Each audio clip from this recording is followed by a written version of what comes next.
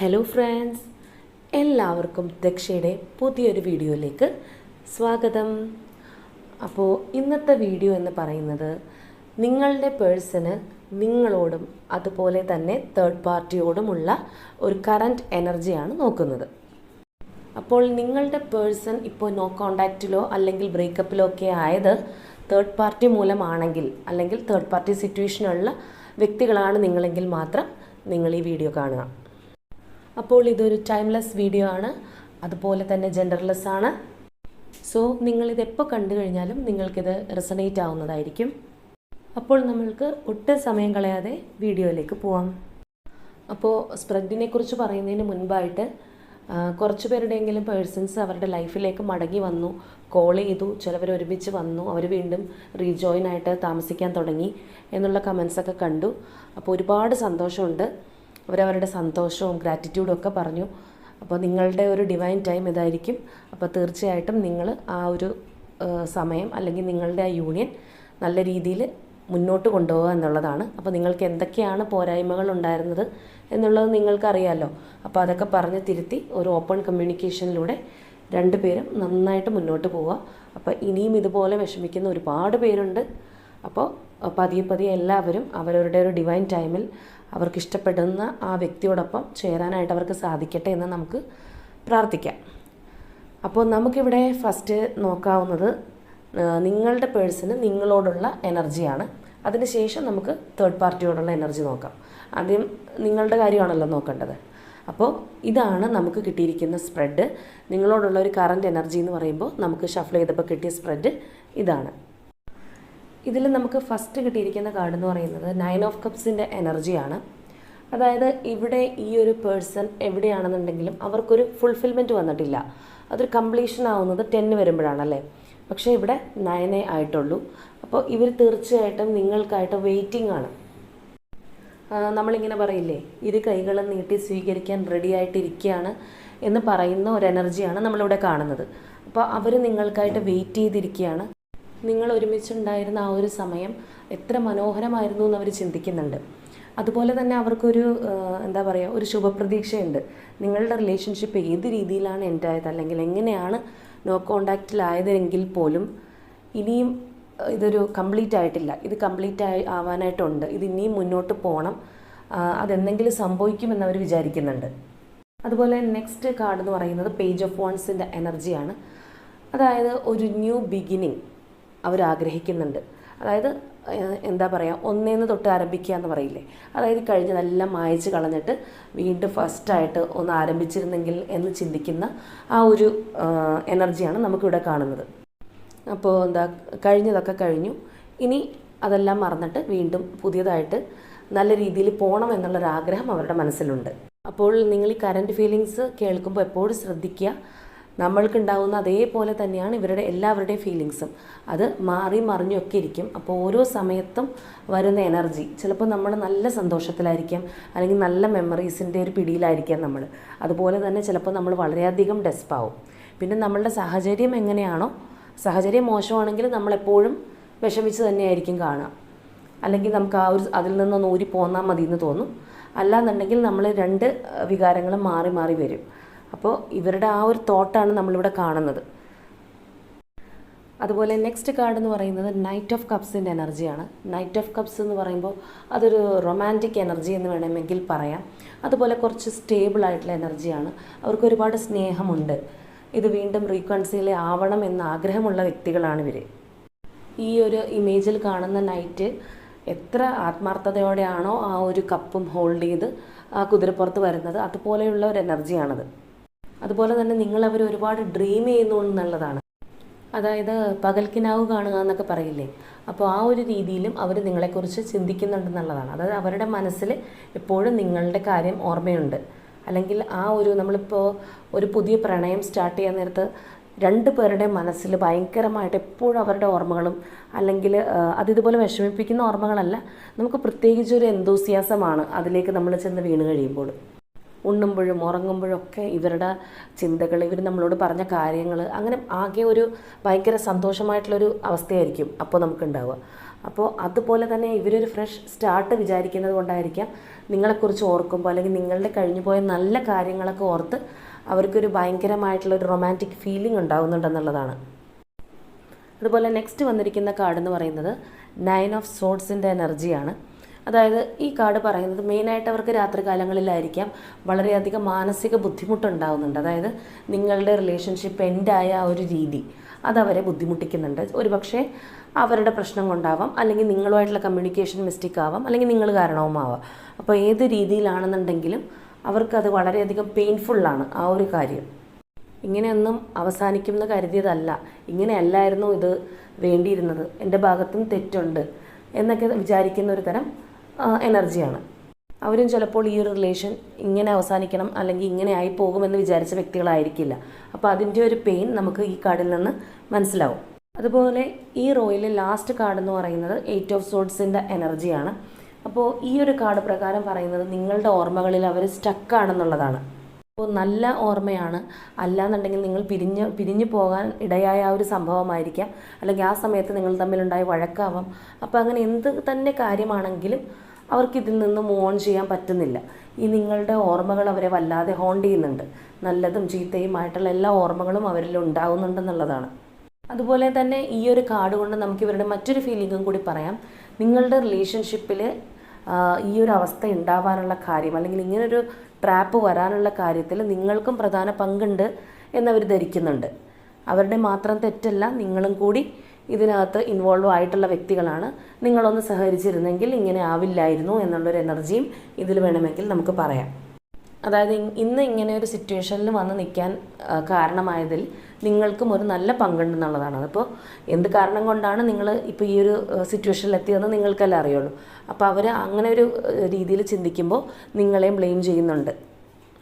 അതുപോലെ തന്നെ ചില സമയത്ത് നമ്മളെ ഒരുപാട് ഓർമ്മകൾ ഇങ്ങനെ അലട്ടിക്കൊണ്ടിരിക്കുമ്പോഴത്തേക്കും നമുക്ക് തോന്നൂലേ, ഇതിൽ നിന്നൊന്ന് ഇറങ്ങിപ്പോയാൽ മതിയായിരുന്നു, ഇതെന്താ മറക്കാൻ പറ്റാത്തത്, ഇത് ഞാൻ ഇതിൽ തന്നെ കുടുങ്ങിപ്പോയോ. നമ്മൾ ചിലപ്പോൾ മറക്കാൻ ശ്രമിക്കുമ്പോഴാണ് ഏറ്റവും കൂടുതൽ ഓർമ്മകൾ കയറി വരിക. അപ്പോൾ അവരും വിചാരിക്കുന്നുണ്ട് ഇതെന്താണ് എനിക്ക് മറന്നു കളയാൻ പറ്റാത്തത്, എപ്പോഴും ഈ ചിന്ത തന്നെ മനസ്സിൽ വരുന്നത് എന്താണ് എന്നൊക്കെ അവർ ഓർക്കുന്നുണ്ട്. ഇനി ഇവിടെ അതുപോലെ തന്നെ നെക്സ്റ്റ് റോയിൽ ഫസ്റ്റായിട്ട് വരുന്ന കാർഡ് എന്ന് പറയുന്നത് 10 ഓഫ് പെൻറ്റക്കിൾസിൻ്റെ എനർജിയാണ്. അതായത് ഇപ്പോൾ നിങ്ങൾ തമ്മിൽ യാതൊരു കോണ്ടാക്റ്റും ഇല്ല, അല്ലെങ്കിൽ നിങ്ങളൊന്ന് സംസാരിക്കുന്ന പോലും ഇല്ല, ചിലപ്പോൾ ബ്ലോക്കും ആയിരിക്കാം. അങ്ങനെയുള്ളൊരു എനർജിയിലാണ് നിങ്ങളുള്ളതെങ്കിൽ പോലും ഇവരുടെ മനസ്സിൽ ഇവർ നിങ്ങളൊരു ഫാമിലി ആയിട്ടാണ് കാണുക. ചിലപ്പോൾ ഇത് ഹസ്ബൻഡ് ആൻഡ് വൈഫ് ആയിരിക്കാം, അല്ലെങ്കിൽ വേറെ രീതിയിലുള്ള റിലേഷൻഷിപ്പ് ആയിരിക്കാം. അപ്പോൾ ഏത് രീതിയിലാണെങ്കിലും ഇവർ നിങ്ങളെ അവരുടെ ഫാമിലി ആയിട്ട് തന്നെയാണ് കണ്ടിരിക്കുന്നത്, അതിലൊരു തടസ്സവും ഇല്ല. അപ്പോൾ അതുകൊണ്ട് തന്നെ നമ്മൾ നേരത്തെ പറഞ്ഞ കാർഡിൻ്റെ എനർജി പോലെ തന്നെ ഇവർ വിചാരിക്കുന്നത് ഇതിനൊരു ഫ്യൂച്ചറുണ്ട്, ഇതിവിടെ എൻഡായിട്ടില്ല, ഇതിങ്ങനെയൊന്നും എൻഡാവേണ്ട ഒരു റിലേഷൻഷിപ്പ് അല്ല എന്നവർക്ക് തോന്നുന്നുണ്ടെന്നുള്ളതാണ്. ഇവിടെ നമുക്ക് അടുത്ത കാർഡായിട്ട് വന്നിരിക്കുന്നത് 9 ഓഫ് വാൻഡ്സിൻ്റെ എനർജിയാണ്. അതായത് ഈ വ്യക്തി ഇപ്പോൾ വിചാരിക്കുന്നുണ്ട് അവർക്ക് ഇപ്പോൾ നിങ്ങൾക്ക് വേണ്ടി എന്ത് സാക്രിഫൈസ് ചെയ്യാനും അവർ തയ്യാറാണ് എന്നുള്ളൊരു എനർജിയാണ്. ചിലപ്പോൾ നിങ്ങളിലേക്ക് തിരിച്ചു വരണമെങ്കിൽ അവർക്ക് ഒരുപാട് പേരോട് ഫൈറ്റ് ചെയ്യേണ്ടതായിട്ട് വരാം, അല്ലെങ്കിൽ സൊസൈറ്റീനെ പേടിക്കേണ്ടതായിട്ട് വരാം, അങ്ങനെ എന്ത് റീസണും ഉണ്ടാവാം. അല്ലെങ്കിൽ ചിലപ്പോൾ നിങ്ങൾ തമ്മിൽ ലോങ് ഡിസ്റ്റൻസ് ആയിരിക്കാം. അപ്പോൾ എന്താണെന്നുണ്ടെങ്കിലും അതൊക്കെ അതിജീവിച്ച് നിങ്ങളിലേക്ക് എത്തണം എന്നവർ ആഗ്രഹിക്കുന്നുണ്ട്.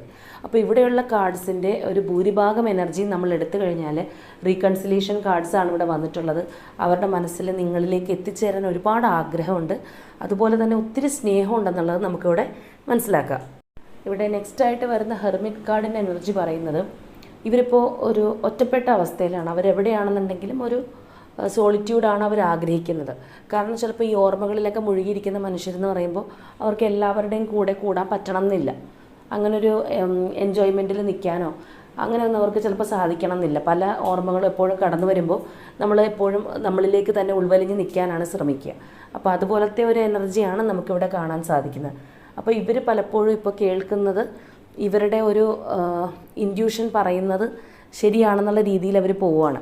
അപ്പോൾ അത് ശരിയാണെങ്കിലും തെറ്റാണെങ്കിലും അവർ വിചാരിക്കുന്നത് അവരുടെ ഇൻറ്റ്യൂഷൻ കറക്റ്റ് ആണെന്നാണ് അവർ വിചാരിക്കുന്നത്. അതുപോലെ തന്നെ ഈ എനർജിയിൽ മറ്റൊരു കാര്യം കൂടിയുണ്ട്. അവർ വിചാരിക്കുന്നുണ്ട് നിങ്ങളിലേക്ക് വരുന്നതിന് മുൻപായിട്ട് അവർക്ക് വേണ്ടിയിട്ടുള്ളൊരു സ്പേസ് അവരുണ്ടാക്കണം, ഒരു ക്ലാരിറ്റി വരണം.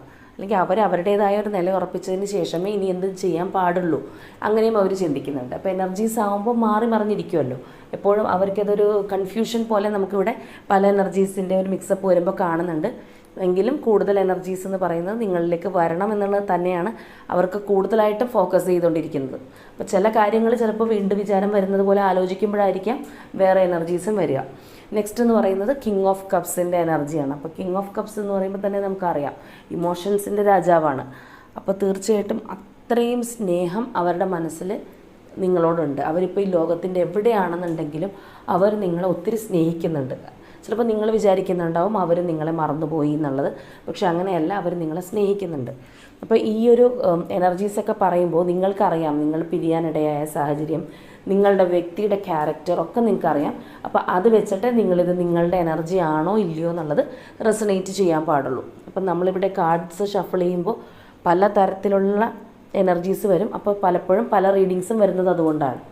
അപ്പോൾ ഇന്നിപ്പോൾ വന്നിരിക്കുന്ന വ്യക്തിയുടെ ഒരു ഓവറോൾ എനർജി എനിക്ക് നോക്കുമ്പോൾ പാസ്റ്റിലാണെങ്കിൽ പോലും നിങ്ങളായിട്ട് പിരിഞ്ഞെങ്കിൽ പോലും ചിലപ്പോൾ സിറ്റുവേഷൻ കൊണ്ടോ അല്ലെങ്കിൽ ചില ആളുകൾ കൊണ്ടോ ഒക്കെ പിരിഞ്ഞു പോയിട്ടുള്ള വ്യക്തികളായിട്ടാണ് എനിക്ക് തോന്നുന്നത്.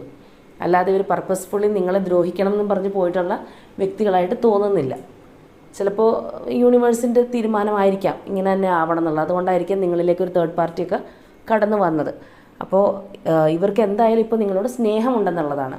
അപ്പോൾ ആർക്കൊക്കെയാണ് അത് റെസണേറ്റ് ചെയ്യുക, അല്ലെങ്കിൽ നിങ്ങൾക്ക് ഏതാണ് സിറ്റുവേഷൻ എന്നുള്ളത് നിങ്ങൾക്കേ അറിയൂ, അതനുസരിച്ച് മാത്രം കണക്ട് ചെയ്യുക.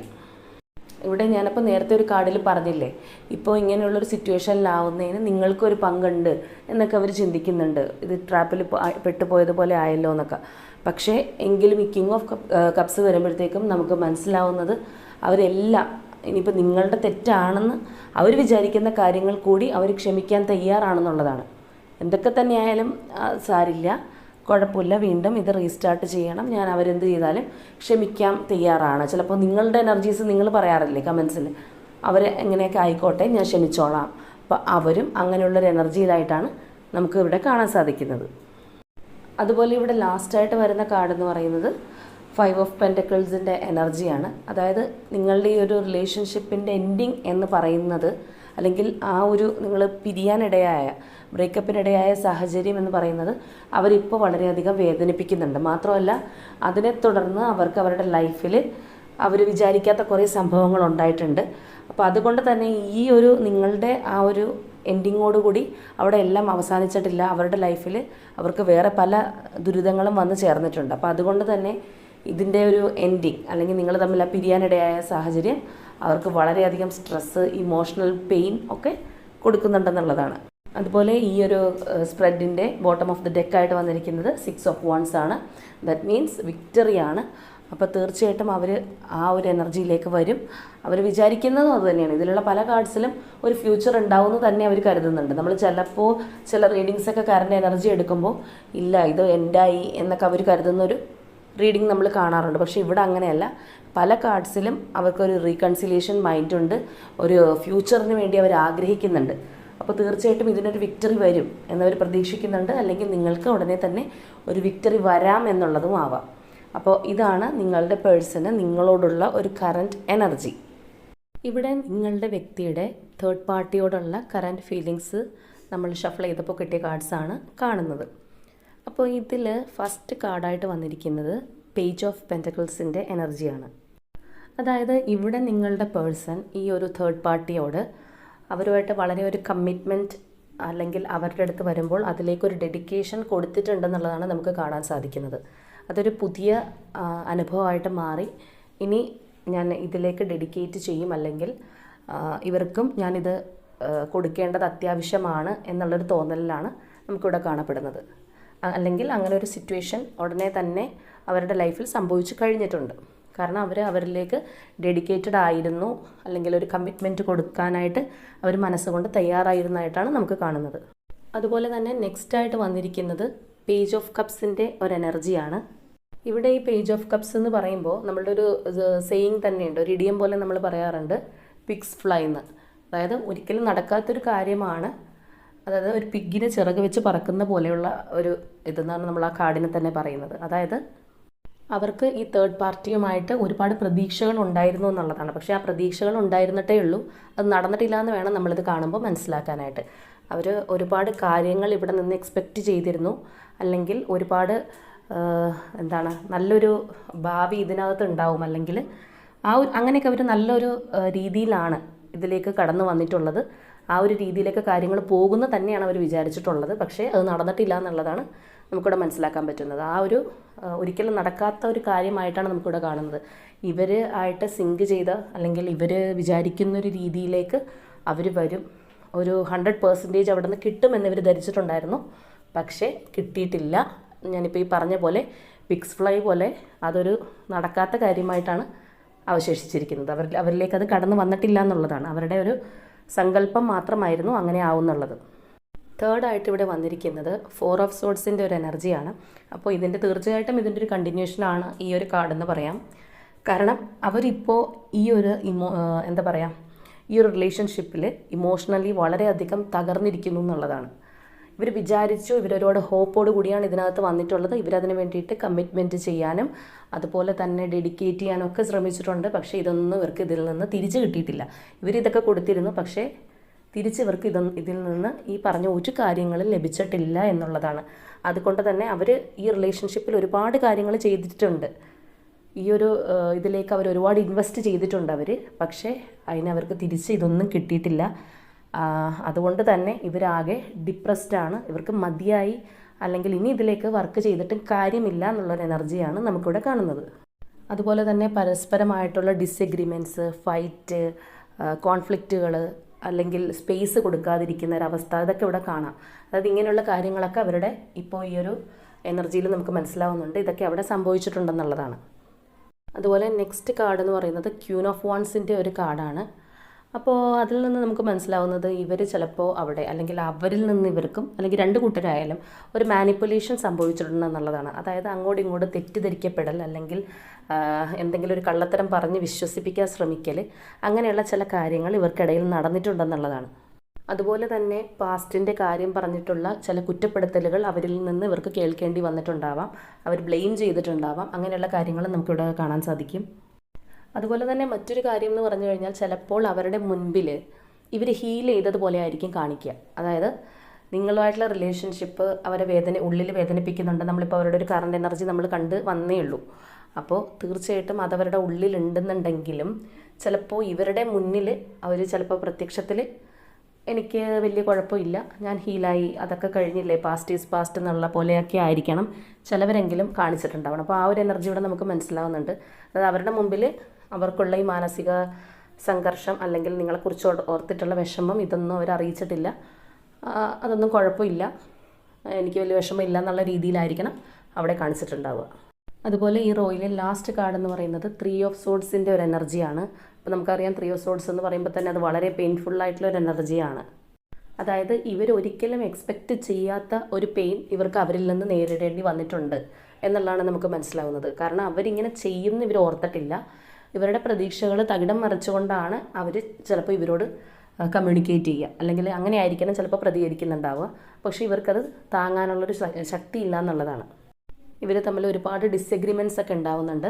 അതുപോലെ തന്നെ തീർച്ചയായിട്ടും ഇതിപ്പോൾ ആർക്കൊക്കെയാണെന്ന് നമുക്കറിയില്ല ഈ ഒരു എനർജീസ് റെസണേറ്റ് ആവുക എന്നുള്ളത്. എങ്കിലും ഈ ഒരു എനർജി റെസണേറ്റ് ആവുന്ന ആൾക്കാരിലേക്ക് നല്ല സാധ്യതയുണ്ട്. അതായത് ഇവർ തേർഡ് പാർട്ടിയുടെ കുറ്റം പറഞ്ഞ് ഇവരെ നന്നായിട്ട് വേദനിപ്പിക്കുന്നുണ്ടെന്നുള്ളതാണ്. അതായത് അവരുടെ തേർഡ് പാർട്ടി എന്ന് പറയുമ്പോൾ നിങ്ങളാണ്. ഓഫ് കോഴ്സ് ആ വ്യക്തികളുടെ തേർഡ് പാർട്ടി നിങ്ങളാണ്. അതായത് അപ്പോൾ അവർ നിങ്ങളുടെ പേരും പറഞ്ഞിട്ട് നിങ്ങളുടെ പേഴ്സണെ വേദനിപ്പിക്കുന്നുണ്ട്. അതിൻ്റെ പേരിൽ ഡിസഗ്രിമെൻറ്റ്സ് ഉണ്ടാവുന്നുണ്ട്. ആ ഒരു പെയിൻ ഇവർ അനുഭവിക്കുന്നുണ്ട്. അവരിൽ നിന്ന് ഇതൊന്നും എക്സ്പെക്റ്റ് ചെയ്ത കാര്യങ്ങളല്ല, പക്ഷേ അതൊക്കെ അവരിൽ നിന്നും ഇവർക്ക് കിട്ടുന്നുണ്ടെന്നുള്ളതാണ് നമുക്കിവിടെ മനസ്സിലാവുന്നത്. ഇനി നെക്സ്റ്റ് ആയിട്ട് ഇവിടെ വരുന്നതെന്ന് പറയുന്നത് 7 ഓഫ് പെൻറ്റക്കിൾസിൻ്റെ ഒരു എനർജിയാണ്. അതായത് അവരവിടെ ഒരുപാട് ഇൻവെസ്റ്റ് ചെയ്തിട്ടും, ഇൻവെസ്റ്റ് മീൻസ് പണമാണെന്ന് വിചാരിക്കരുത്, ഫിസിക്കലി ആണെങ്കിലും മെൻ്റലി ആണെങ്കിലും അവർക്ക് കൊടുക്കുന്ന സപ്പോർട്ട്, കമ്മിറ്റ്മെൻറ്റ്, അതൊക്കെയാണ് ഉദ്ദേശിക്കുന്നത്.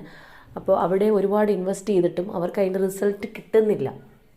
അങ്ങനെ ഒരു നിരാശയാണ് അവരുടെ ഭാഗത്തുനിന്ന് ഉണ്ടാകുന്നത്. കാരണം അവർ ചിലപ്പോൾ നിങ്ങളുടെ അടുത്തുനിന്ന് പോയതിന് ശേഷം, അല്ലെങ്കിൽ ചിലപ്പോൾ നിങ്ങളെ വേദനിപ്പിച്ചിട്ടുണ്ടാവാം, ഇത്രയൊക്കെ ചെയ്ത് അവരിലേക്ക് എത്തി, അവർക്ക് വേണ്ടുന്ന കാര്യങ്ങളൊക്കെ ചെയ്തു കൊടുത്തിട്ടും അവരിവർ അംഗീകരിക്കുന്നില്ല, അല്ലെങ്കിൽ ഇവർ വിചാരിക്കുന്ന ഒരു അംഗീകാരമോ അല്ലെങ്കിൽ സ്ഥാനമോ ഒന്നും അവരിൽ നിന്ന് ഇവർക്ക് ലഭിക്കുന്നില്ല. അപ്പോൾ ഇവർ ഭയങ്കരമായിട്ട് ഡെസ്പാണെന്ന് വേണം നമുക്ക് മനസ്സിലാക്കാൻ. അടുത്തതായിട്ട് വരുന്നത് വീൽ ഓഫ് ഫോർച്യൂണിൻ്റെ ഒരു എനർജിയാണ്. അപ്പോൾ വീൽ ഓഫ് ഫോർച്യൂൺ എന്ന് പറഞ്ഞാൽ നമുക്കറിയാം ആ ഒരു കാലചക്രമാണ്. അപ്പോൾ ഇന്ന് അവരുടെ ആ ഒരു പ്ലേസിലുള്ളത്, അല്ലെങ്കിൽ ഇന്നിപ്പോൾ ആ ഒരു ചക്രം തിരിഞ്ഞ് വരുന്ന മുകളിലെത്തുമ്പോൾ അവരാണ് അവിടെയുള്ളതെങ്കിൽ നാളെ തീർച്ചയായിട്ടും അതിന് ഒരു എന്താ പറയുക, ഒരു പതനമുണ്ടാവും. ആ സ്ഥാനത്ത് നിന്ന് അവർ മാറിപ്പോകും എന്നുള്ളത് വേണം നമ്മളിവിടെ മനസ്സിലാക്കാൻ. അതായത് ഓരോരുത്തരുടെയും ജീവിതത്തിൽ ഓരോ ടേണിംഗ് പോയിന്റ് അവരുടെ ഒരു ലൈഫിൽ ഏതെങ്കിലും ഒരു ഘട്ടത്തിൽ വന്നു ചേരും. അത് ഓരോരുത്തർക്കും ഓരോ ഏജിലായിരിക്കാം. അപ്പോൾ ആ ഒരു ഘട്ടത്തിലാണ് അവരിപ്പോൾ ഉള്ളത്.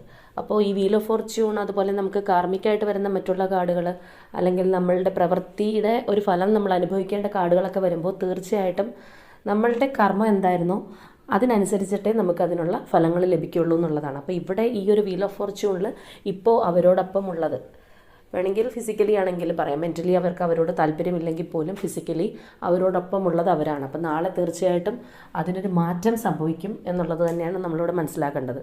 അതുപോലെ തന്നെ നമുക്ക് ഇത്രയും കാർഡ്സുകൾ നോക്കിയതിലും കൂടുതൽ അവർ വിചാരിച്ച കാര്യങ്ങൾ, അല്ലെങ്കിൽ അവർക്ക് കിട്ടുന്ന ഒരു അംഗീകാരം, ചിലപ്പോൾ നിങ്ങൾ അവരെ ഒരുപാട് സപ്പോർട്ട് ചെയ്തിട്ടുള്ള വ്യക്തികളായിരിക്കാം. അവരുടെ ഓരോ കാര്യങ്ങളും ഈച്ച് ആൻഡ് എവരി എന്ന് പറയുന്ന പോലെ ഓരോ കാര്യങ്ങളും നിങ്ങൾ ചിലപ്പോൾ അവർക്ക് പറഞ്ഞു കൊടുത്തിട്ടുണ്ടാവാം, ഫിനാൻഷ്യലി സപ്പോർട്ട് ചെയ്തിട്ടുണ്ടാവും, പലതും ചെയ്തിട്ടുണ്ടാവുക. അപ്പോൾ അതിലും ഒരു പടി മുകളിൽ പ്രതീക്ഷിച്ചിട്ടാണ് അവരവിടെ നിൽക്കുന്നത് അല്ലെങ്കിൽ നിന്നിരുന്നത്. അപ്പോൾ തീർച്ചയായിട്ടും അത് ഒന്നും അവരിൽ നിന്ന് കിട്ടുന്നില്ല, അല്ലെങ്കിൽ അവരിൽ നിന്ന് കുത്തുവാക്കുകളും മുറിവേക്കുന്ന തരത്തിലുള്ള സംസാരമൊക്കെ മാത്രമാവുമ്പോൾ ഇവർക്ക് തീർച്ചയായിട്ടും ഭയങ്കരമായിട്ടുള്ളൊരു മാനസിക വിഷമമാണ് നമ്മളിവിടെ കൂടുതലും കണ്ടത്. അതുകൊണ്ട് തന്നെ അവിടുന്ന് പുറത്ത് കടക്കാനുള്ളൊരു ഓപ്പർച്യൂണിറ്റി അവർ അന്വേഷിക്കുന്നുണ്ടെന്നുള്ളതാണ്. പിന്നെ നിങ്ങളെപ്പോലെ തന്നെ ഈ ഒരു സിറ്റുവേഷനും മാറുമായിരിക്കും എന്നുള്ളൊരു തോന്നലും അവർക്കുണ്ട്. നെക്സ്റ്റായിട്ട് വന്നിരിക്കുന്നതും ഒരു ജസ്റ്റിസ് കാർഡാണ്. അപ്പോൾ ജസ്റ്റിസ് കാർഡും ഈ പറഞ്ഞതുപോലെ തന്നെയാണ്. ഇപ്പോൾ നമുക്ക് ആ കാർഡിൽ നോക്കിക്കഴിഞ്ഞാൽ അറിയാം, ആ ഒരു ലേഡിയുടെ തന്നെ റിഫ്ലക്ഷനാണ് താഴെ കാണുന്നത്. അതായത് നമ്മുടെ കർമ്മ എന്തോ അത് നമ്മളിൽ അനുഭവിക്കും എന്നുള്ളത് തന്നെയാണ്. അപ്പോൾ അവർ നിങ്ങളുടെ അടുത്ത് എന്ത് കർമ്മയാണോ കാണിച്ചിട്ട് പോയത്, ആ ഒരു കർമ്മയുടെ ഇരട്ടി അവർ ഇപ്പോൾ ഉള്ള സ്ഥലത്ത് നിന്ന് അവർ അനുഭവിക്കുന്നുണ്ടെന്നുള്ളത് വേണം നമ്മൾ മനസ്സിലാക്കാനായിട്ട്. അതായത് നിങ്ങളെ പാസ്റ്റിൽ എങ്ങനെ ട്രീറ്റ് ചെയ്തോ അതിൻ്റെ ഒരു പടി കൂടി മുകളിലായിരിക്കാം അവർക്കിപ്പോൾ അവിടെ നിന്ന് കിട്ടുക. നമ്മൾ കൊടുത്തത് തിരിച്ചു കിട്ടുക എന്നുള്ളത് പറയില്ലേ, ആ ഒരു അവസ്ഥയിലാണ് നിൽക്കുന്നത്. അതുപോലെ ഇവിടെ ലാസ്റ്റ് റോയിൽ ഫോർത്തായിട്ട് വരുന്ന കാർഡ് എന്ന് പറയുന്നത് സ്ട്രെങ്ത് കാർഡാണ്. അപ്പോൾ ഇവിടെ ഈ ഒരു സ്ട്രെങ്ത്തിൽ നമുക്ക് മനസ്സിലാക്കാൻ പറ്റും ഇവർ വളരെ കാമായിട്ടാണ് അവിടെ നിൽക്കുന്നത്. അതായത് ഇവരുടെ ക്യാരക്ടർ എന്ത് തന്നെ ആയിരുന്നു കഴിഞ്ഞാലും ഇവരിപ്പോൾ അവിടെ കുറച്ച് അവരോട് ഒരു കാംനെസ് കാണിക്കുന്നുണ്ടെന്നുള്ളതാണ്. അല്ലെങ്കിൽ എന്താ പറയുന്നത്, ഒരു മുഖം മൂടി അണിഞ്ഞ പോലെയാണ് അവർ നിൽക്കുന്നത്. ഇവിടെ നമുക്കറിയാം ഒരു ആട്ടിൻകുട്ടിയുണ്ട്, ഇപ്പുറത്ത് വന്ന് ആ ലേഡിയിൽ നിന്ന് ഒരു ലയണിൻ്റെ ഫേസും ഉണ്ട്. അപ്പോൾ അതായത് രണ്ട് ഭാവങ്ങളും ഉണ്ടെന്നുള്ളതാണ്. അപ്പോൾ ഇവരുടെ ആ ഒരു ലയണിൻ്റെ ഫേസ് അല്ലെങ്കിൽ ആ ഒരു സ്വഭാവം എല്ലാം അടക്കി വെച്ച് ശാന്തമായിട്ട് ആ ഒരു ആട്ടിൻകുട്ടിയുടെ പോലെയുള്ള കാംനെസ്സിലാണ് അവരുടെ അടുത്ത് നിൽക്കുന്നത്. ഇപ്പോൾ ദേഷ്യം വന്നു കഴിഞ്ഞാൽ പോലും ചിലപ്പോൾ ഇവർ കൺട്രോൾ ചെയ്ത് നിൽക്കുന്നുണ്ടാവാം. അതായത് ഒരു തരത്തിൽ പറഞ്ഞു കഴിഞ്ഞാൽ വെള്ളത്തിൻ്റെ ഒരു ഫ്ലോ പോലെയാണ് ഇവരിപ്പോൾ അവിടെ നിൽക്കുന്നതെന്ന് പറയാം. വെള്ളം ഒഴുകുന്നത് കണ്ടിട്ടില്ലേ, അത് ഏതാണോ ഒരു വഴി തുറന്നു വിട്ട് ആ വഴിയിലൂടെയൊക്കെ അത് സഞ്ചരിക്കും. അത് ഇന്നതിലൂടെ പോകും എന്നുള്ളതില്ല, ഏതാണോ ഒരു മുന്നിലൂടെയുള്ള വഴി അത് കാണുന്ന വഴികളിലൂടെയൊക്കെ ഒഴുകിപ്പോകും. അപ്പോൾ ആ ഒരു രീതിയിലാണ് ഇവരുടെ അടുത്ത് ഇപ്പോൾ അവർ നിൽക്കുന്നത്. അവരെന്താണോ അല്ലെങ്കിൽ തേർഡ് പാർട്ടി എന്താണോ അവരെന്താണോ ആഗ്രഹിക്കുന്നത്, അല്ലെങ്കിൽ അവർ എന്താണോ പറയുന്നത്, ആ രീതിയിലേക്ക് അങ്ങനെ അങ്ങോട്ട് പോകുന്നു എന്നുള്ളതാണ്. ഇവർ കൂടുതലായിട്ട് ഇവർക്ക് പല ആഗ്രഹങ്ങളും അമർഷങ്ങളും ഉണ്ടെങ്കിലും ഇവരതവിടെ കാണിക്കുന്നില്ല, പകരം ഇങ്ങനെ അങ്ങ് പോകാം എന്നുള്ള രീതിയിലേക്ക് പോയിക്കൊണ്ടിരിക്കുന്നു. അതുപോലെ തന്നെ ഇവിടെയും 9 ഓഫ് സോഡ്സിൻ്റെ എനർജി വന്നിട്ടുണ്ട്. അപ്പോൾ ഇവിടെ 9 ഓഫ് സോഡ്സിൻ്റെ എനർജി എന്ന് പറയുമ്പോൾ നിങ്ങളുടെ വ്യക്തി ഇപ്പോൾ ആ പാർട്ടികളുടെ കൂടെയാണ്, തേർഡ് പാർട്ടിയുടെ കൂടെ ഉണ്ടെങ്കിൽ പോലും അവർക്ക് 9 ഓഫ് സോഡ്സ് എന്ന് പറയുമ്പോൾ അത്രയും പെയിൻ അവരിൽ നിന്ന് ഇവർക്ക് കിട്ടുന്നുണ്ടെന്നുള്ള വേണം നമ്മൾ മനസ്സിലാക്കാനായിട്ട്. അത്രയും ഡിപ്രഷൻ അവർക്കുണ്ട്, അത്രയും അവർ ടെൻഷൻ അടിക്കുന്നുണ്ട് ഇവരുടെ കാര്യത്തിൽ. അതായത് അവരുമായിട്ടുള്ള റിലേഷൻഷിപ്പിൽ ഇവർക്കൊരു ഇൻസെക്യൂരിറ്റി തോന്നി തുടങ്ങിയിരിക്കുന്നു എന്നുള്ളതാണ്. പിടിച്ചു നിൽക്കാൻ അത്രയും ബുദ്ധിമുട്ടായിട്ട് ഉള്ളൊരു സിറ്റുവേഷനിലാണ് ഇപ്പോൾ അവരുടെ കൂടെ കഴിയുന്നത്. അതുപോലെ തന്നെ വളരെയധികം ദുർബലമായിട്ടാണ് അവരിയ്ക്കുന്നത്. തേർഡ് പാർട്ടിയുടെ മുമ്പിൽ പിടിച്ചു നിൽക്കാനുള്ള ഒരു കെൽപ്പ് ഇവർക്കില്ല എന്നുള്ളതാണ്. ഇവരെന്തൊക്കെ ചെയ്തിട്ടും ഇവർക്ക് അവിടെ സസ്റ്റെയിൻ ചെയ്ത് പോകാനായിട്ട് വളരെയധികം ബുദ്ധിമുട്ട് അനുഭവപ്പെടുന്നു. അതുപോലെ തന്നെ അവർക്ക് സമാധാനപരമായിട്ടൊന്ന് ചിന്തിക്കാൻ പോലും ഇവരുടെ ഒരു പ്രസൻസ് ഉള്ളപ്പോൾ സാധിക്കുന്നില്ല എന്നുള്ളതാണ്. ആ തേർഡ് പാർട്ടിയെ ഒരുപക്ഷെ അവർ അത്രത്തോളം ഭയപ്പെടുന്നുണ്ട്.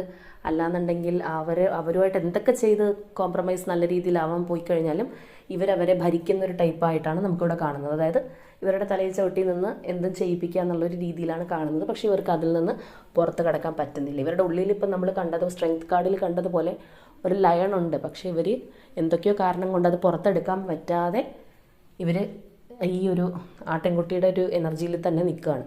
ആ ഒരു ഫീൽ അവർ പുറത്ത് കാണിക്കുന്നുള്ളൂ. അവരുടെ ഉള്ളിൽ നല്ല അമർഷം, സങ്കടം, ഇത് ശരിയാവില്ല, ഈ ഒരു റിലേഷൻഷിപ്പിൽ ഇൻസെക്യൂരിറ്റി ഉണ്ടെന്നൊക്കെ അറിയാം.